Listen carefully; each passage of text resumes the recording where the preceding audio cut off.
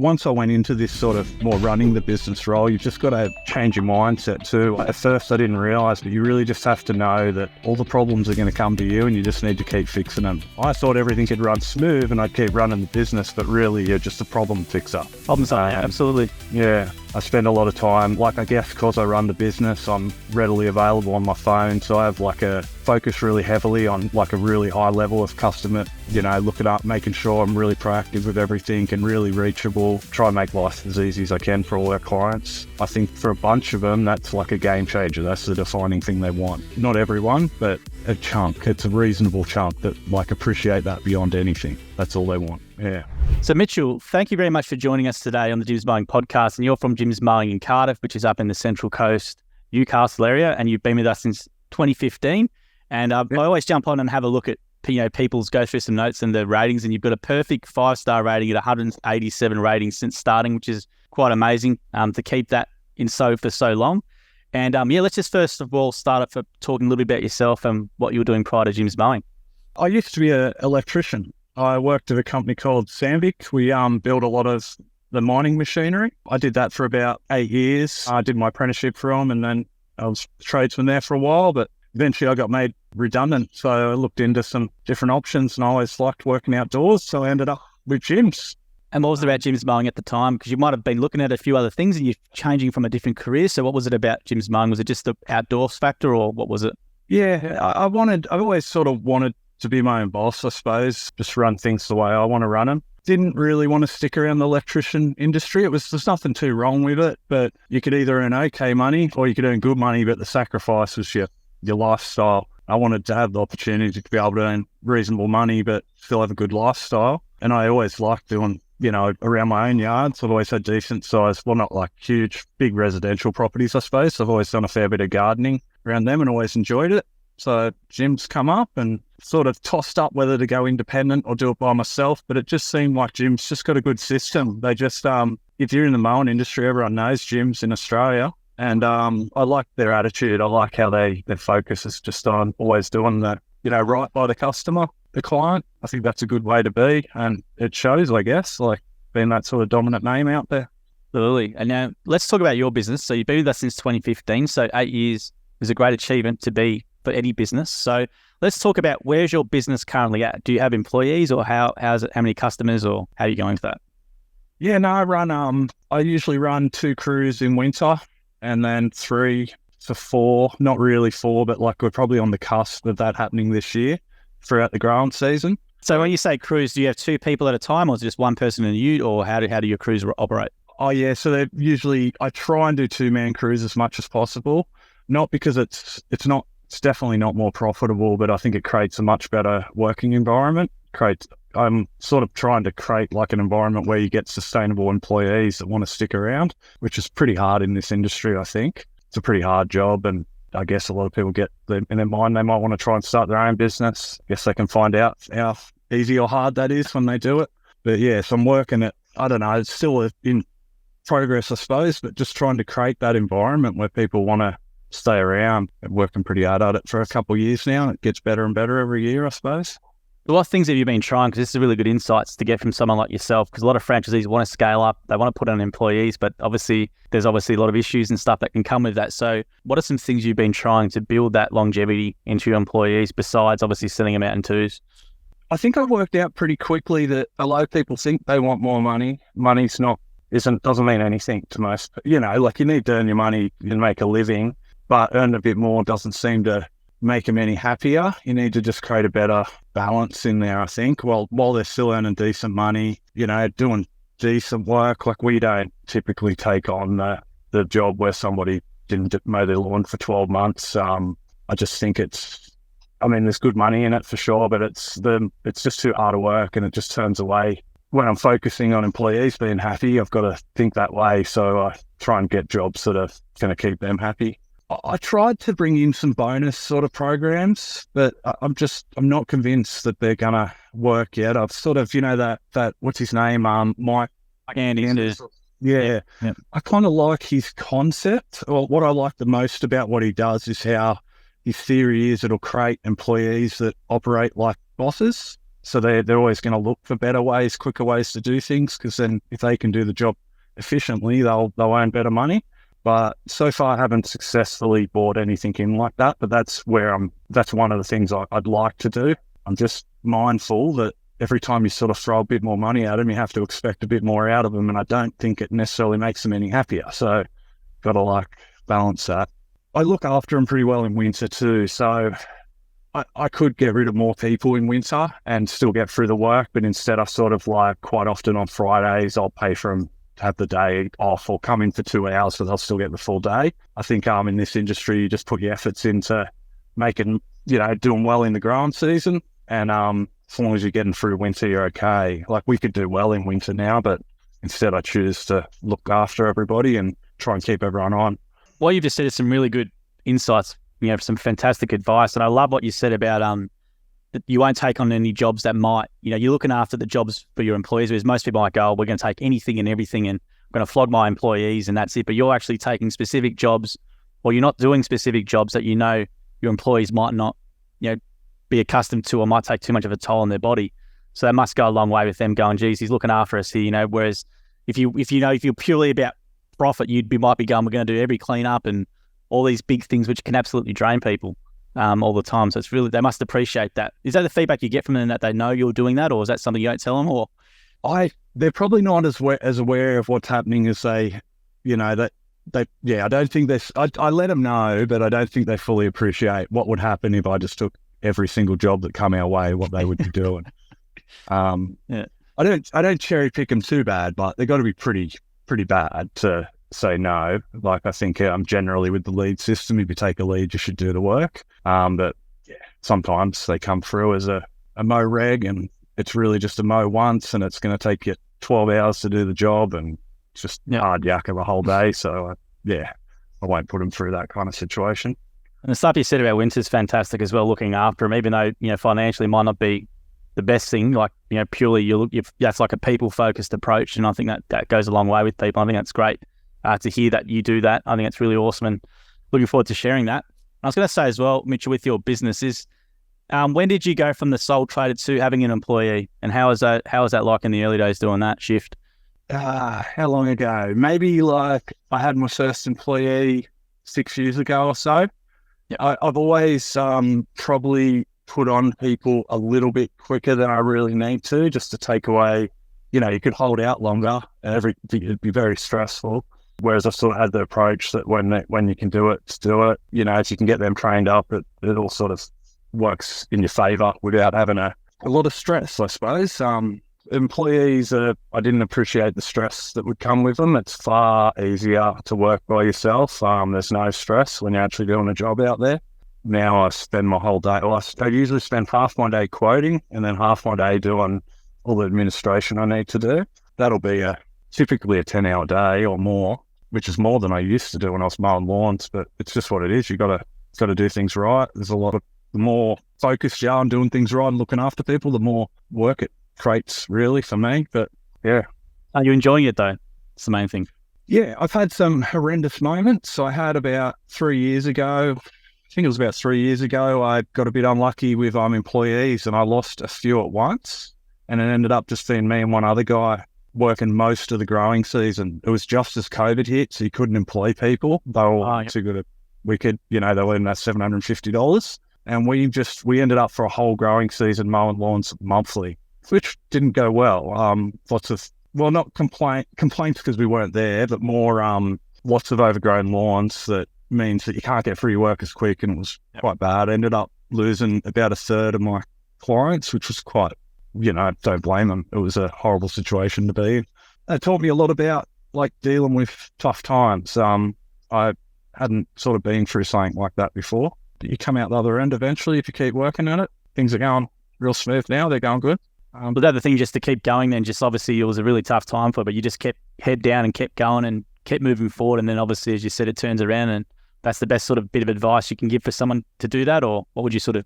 Yeah, don't get too wound up in those times when you're like, stuff this, I'm out. They're not always going to be like that. But it seems that you either have really good times or really bad times. There's not really many what would you call it, just easy, neutral times. I think that's just business. My dad's always been in business and he sort of said the same thing, you have your bad years and you have your really good years, but they all average out over time. And yeah, it's definitely riding a wave, isn't it? I know in training they sort of that sort of whole hand movement where there is ups and downs, and when there's a down, you got to keep going and you get back up. Yeah. You just, once I went into this sort of more running the business role, you've just got to change your mindset too.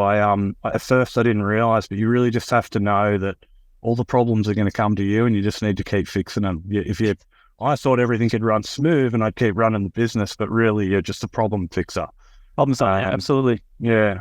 I spend a lot of time, I guess because I run the business, I'm readily available on my phone. So I focus really heavily on a really high level of customer, looking up, making sure I'm really proactive with everything and really reachable. I try and make life as easy as I can for all our clients. I think for a bunch of them, that's like a game changer. That's the defining thing they want. Not everyone, but a chunk. It's a reasonable chunk that appreciate that beyond anything. That's all they want. Yeah. Are you doing anything differently? Because you've got a perfect customer service rating with crews. So that's not easy to maintain because you're obviously responsible for their work in the field. So how are you maintaining the customer service stats amongst the crews? You got to be just super proactive. We're not perfect. We get things wrong for sure. But I think depending how you handle when you make mistakes, you can actually turn them into a client that'll just really want you from that point onwards. They just have faith that you always resolve anything. So I'm just really proactive now. If there's any issue, half a chunk of the time, it's probably not really us, but you just take it and just go sort it out. Problem's over. You don't think about it again. Everyone's happy. I think you just got to have that attitude. Sometimes you just got to wear it a little bit. It'll work in your favor. I was going to say as well, what are your training processes then for staff to maintain that quality control? Are you going out them personally for 2 weeks, or how do you train them up?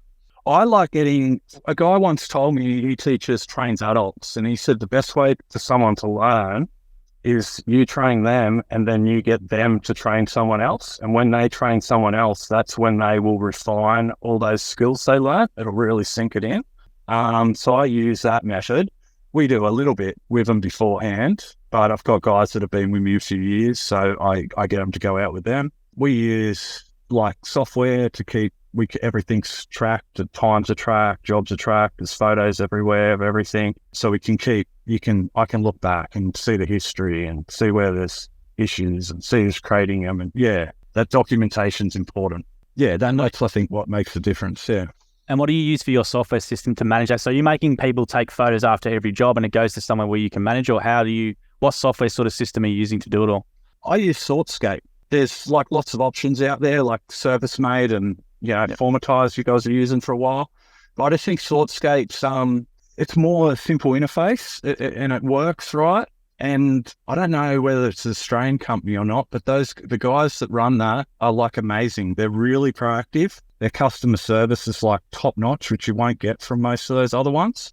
You can bring up stuff that you think would be better, or how they could change their software to improve it. They'll respond with thoughtfully and ask more questions. And sometimes next week that'll be updated. They'll create that, which I just think is amazing. So utilizing that, LinkedIn with QuickBooks, can get me pretty well everything documented properly.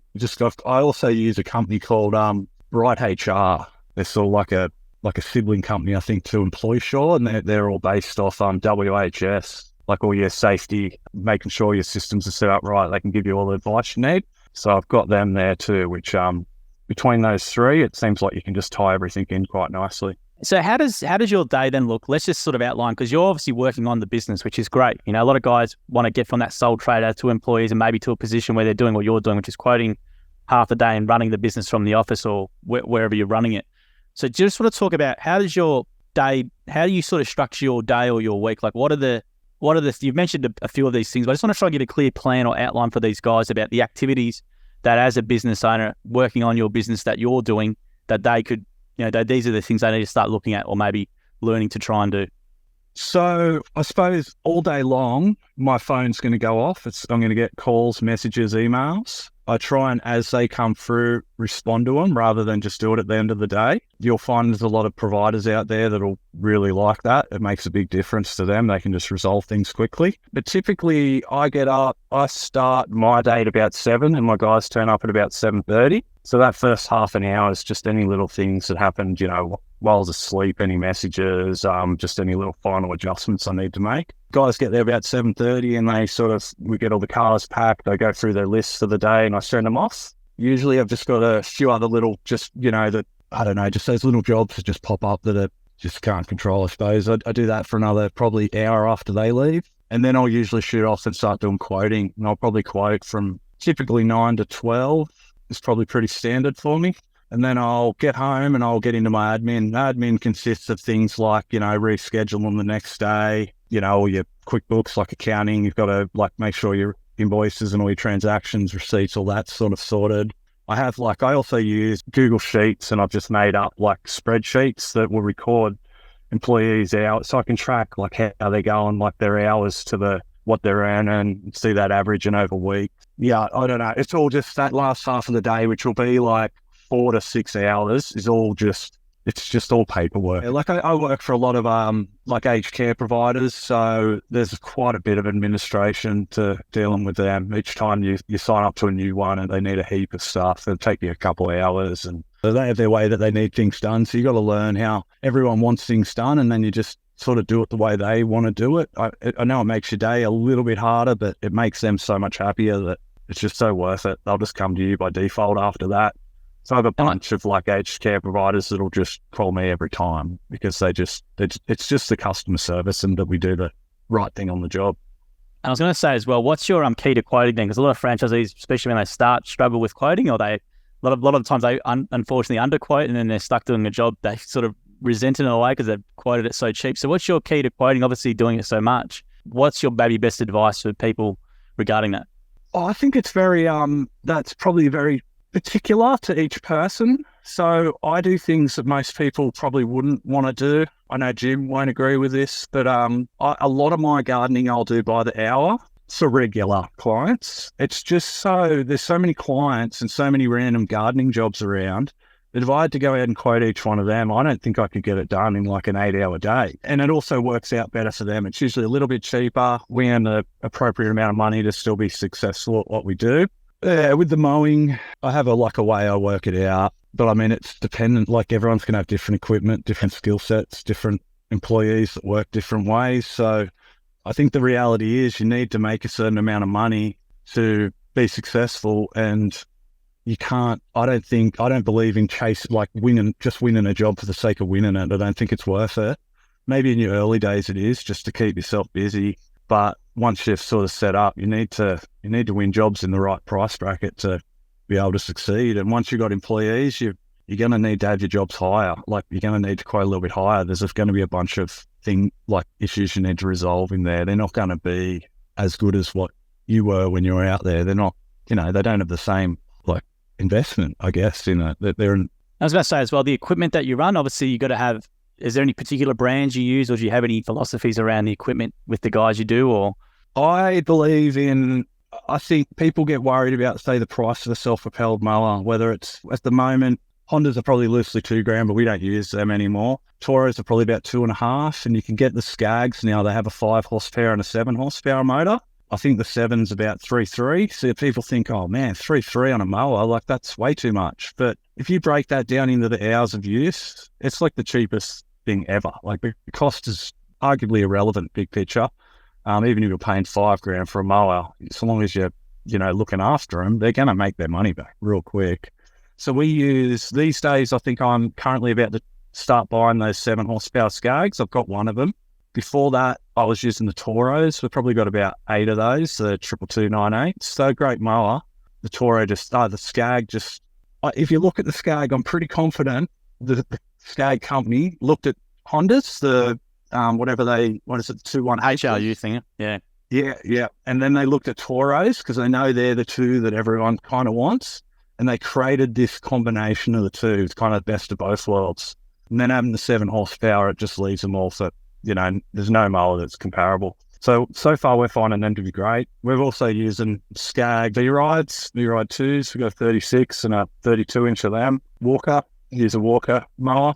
Brush cutters, and I've noticed in the last couple of years, I think all these new compliance sort of rules have sort of changed the way the machines work, and they don't last like they used to. They can't really handle being out in the rain. Like, 8 years ago, you could just leave your equipment in the rain all day, every day, and it'd keep working and working and working. I'm finding now you need to probably keep it out of the rain wherever possible. We're having a lot of carby issues for a couple of years there. Now that we've started protecting it a bit more, it's all become pretty smooth. So at the moment, I'm liking Shindilas for brush cutters. Used a bunch of stills, redbacks. Shindila just seems to be reliable, I suppose. Less issues down long term. Great to hear. And I was going to say, how's the support then been from obviously you, from the sounds of it, from talking to you, you probably don't need as much support from your franchisor or anything like that. But how's the support been from Paul over the years, and what keeps you with Jim's Mowing brand? Because obviously you're a really capable business person. So what keeps you with the Jim's Mowing brand as well? Paul's awesome. I think we're lucky to have him in our area. I think he's quite switched on to how it all works, and you can just ring him up whenever you need to.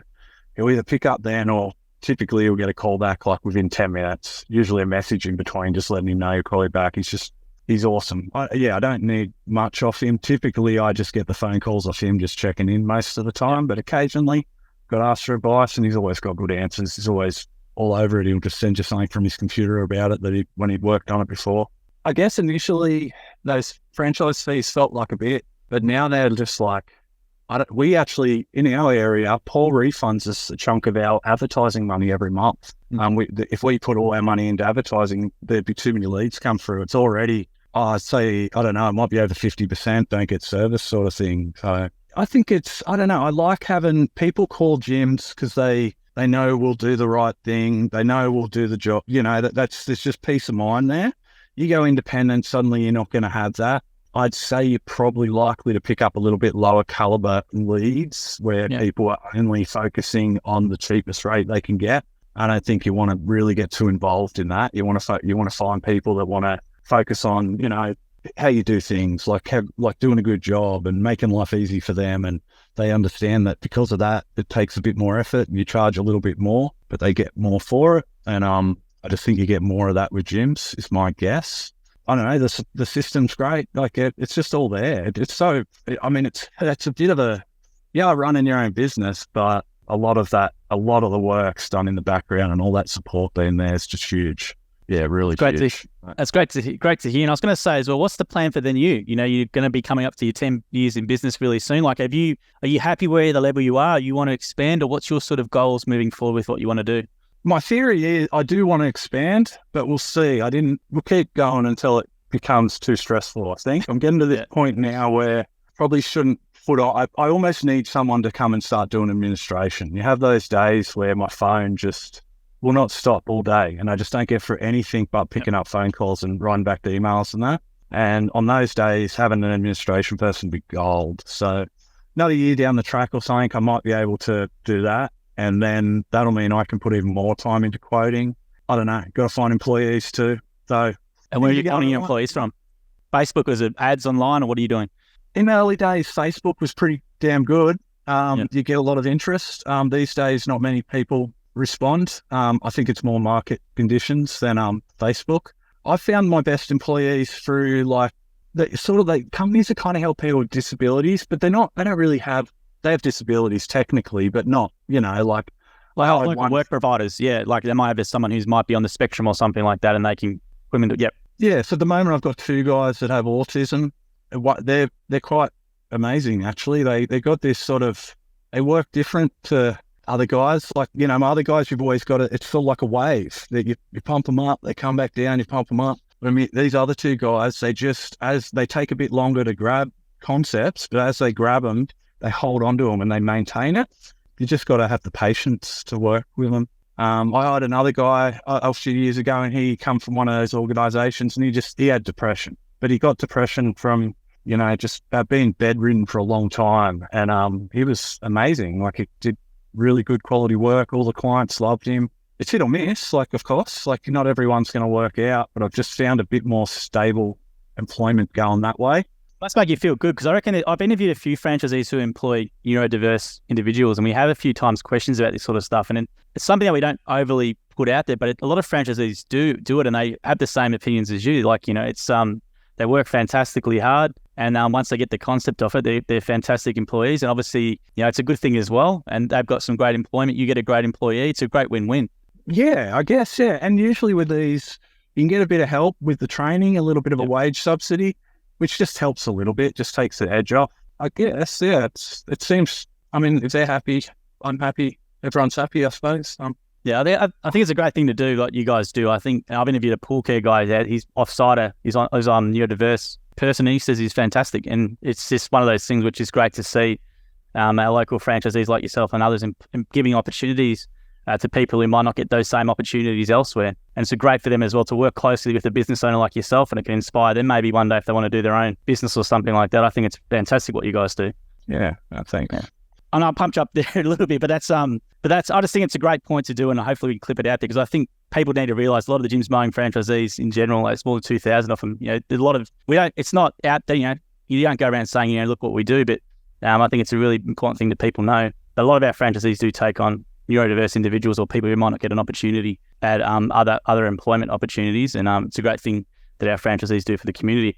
I was going to say, Mitchell, how's looking back in the 8 years? What's the highlights been for you? Has it just been the lifestyle, or has it been you're happy with where you are, or what's sort of been the highlight for you over the 8 years? Has there been anything that stood out for you?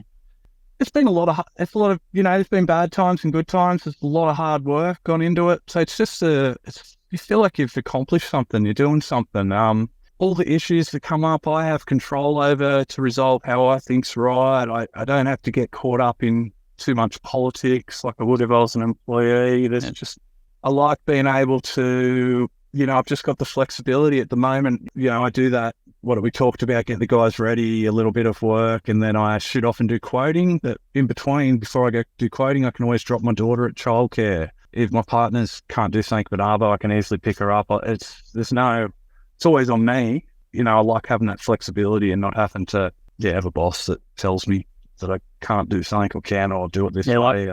Like me, mate. So I'm in that position. So with Jim, but no, it's all good. But I was going to say it's great to hear what you've done after 8 years is not an easy thing to be in business. The stats show that after 8 years, 10 years, not many people are in business still. So it's a pretty good achievement to be in business, and you've obviously built a really fantastic business for yourself and what you do. And it's great to hear as well employing the neurodiverse individuals. I mean, it's a great thing as well. And you've obviously got an amazing system, because you've got a perfect star rating, which is not easy to maintain with a team of workers. It's definitely not. So well done to yourself, Mitchell, and thank you very much for taking. You pulled obviously on the side of the road there, or to speak to us today. So we've got to leave you to it, because I hate to see your phone at the moment. So we've got to leave you to it, mate. And thank you very much for your time today, Mitchell. We really do appreciate it.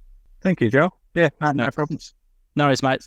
Have a great day, Mitchell. Thank you for listening to the episode of the More Than Just Mowing podcast by Jim's Mowing. If you do need help with your local gardening expert, please give us a call on 131 546 for Australia, 0800 454 654 for New Zealand, or head to jimsmowing.com.au or jimsmowing.co.nz. If you liked what you heard, please make sure to leave us a review as well, wherever you consume your podcast. We appreciate your support. And until next episode, we hope you have a great week.